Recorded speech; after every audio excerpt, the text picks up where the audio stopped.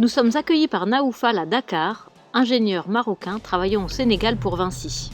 Ouais, voilà, on est à Dakar avec Naoufal qui nous a accueillis pendant 4 jours. Et là, on se fait un bon repas, là, ça va. Franco-sénégalo-marocain. Franco-sénégalo-marocain.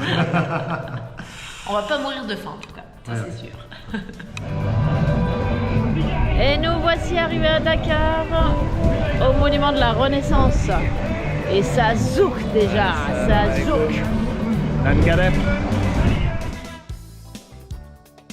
Sculpture monumentale de 52 mètres, cette famille élancée vers le ciel est le symbole de dignité du continent africain et des sacrifices subis pour arriver à la liberté, selon le commanditaire de l'œuvre Abdoulaye Wade, ancien président du Sénégal.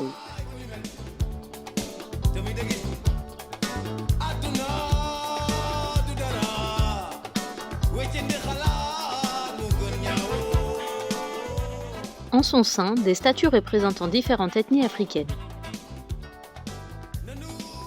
Ici est exposé le complice africain, celui qui a collaboré avec les colons dans la traite négrière.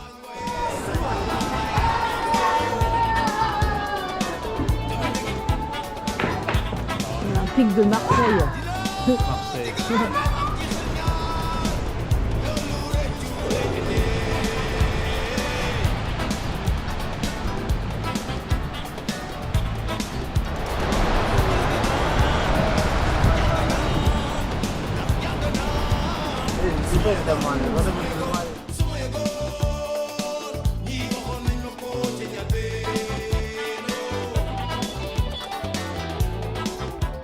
Ici, on peut déguster du poisson grillé sur la plage, mais aussi des plats typiques un peu épicés, type poulet yassa, poulet mariné dans une sauce acidulée à l'oignon et au citron, du mafé, un plat mettant en scène la richesse de la pâte d'arachide et la douceur de la sauce tomate, ou encore de la tiboudienne, un plat à base de riz et de poisson.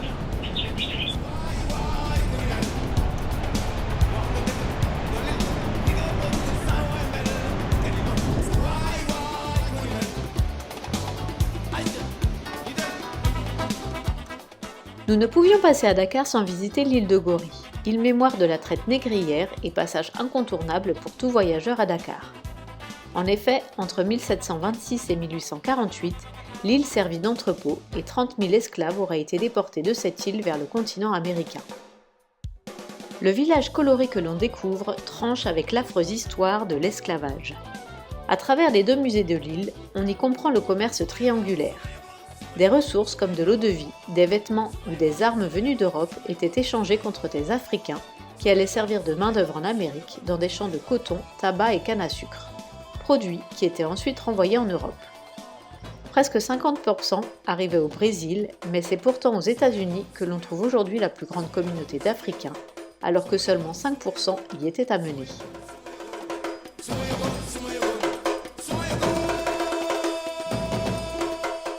L'horreur du voyage sans retour y est décrite. Les esclaves étaient entassés à fond de cale comme le schéma le montre. Des révoltes pouvaient éclater les 2 premières semaines généralement quand les esclaves avaient encore un peu de force. Mais peu à peu, l'énergie pour se battre n'y était plus. Les femmes et les hommes étaient séparés, les hommes mis au fer et les femmes subissant les agressions de l'équipage. Les conditions se seraient peu à peu améliorées pour éviter au maximum la perte d'esclaves qui représentait une valeur financière non négligeable. À l'arrivée, les plus faibles étaient mis dans des maisons de rafraîchissement pour reprendre des forces avant d'être vendus. Nous y apprenons aussi le rôle important qu'ont joué certains Africains complices des colons. Ceux qui d'une part aidaient à capturer ces femmes et ces hommes, et d'autre part les signards, femmes noires ou métisses ayant obtenu un statut particulier en se mariant avec un colon haut placé.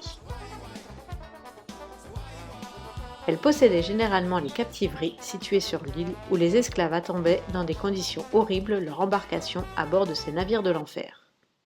Dans cette maison des esclaves, on peut franchir la porte de non-retour, symbole universel de l'arrachement, de la souffrance et de la déshumanisation vécue par des millions d'Africains. Ouverte sur l'Atlantique, elle représente le dernier regard vers la terre natale avant la traversée vers l'inconnu.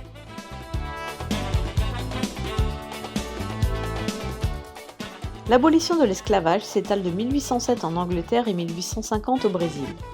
La raison n'est pas si noble que ça, puisque le but était d'affaiblir la jeune colonie des États-Unis qui a créé une partie de sa richesse sur l'exploitation des esclaves. Nous retournons ensuite à Dakar, chargés de ces récits sur l'esclavage.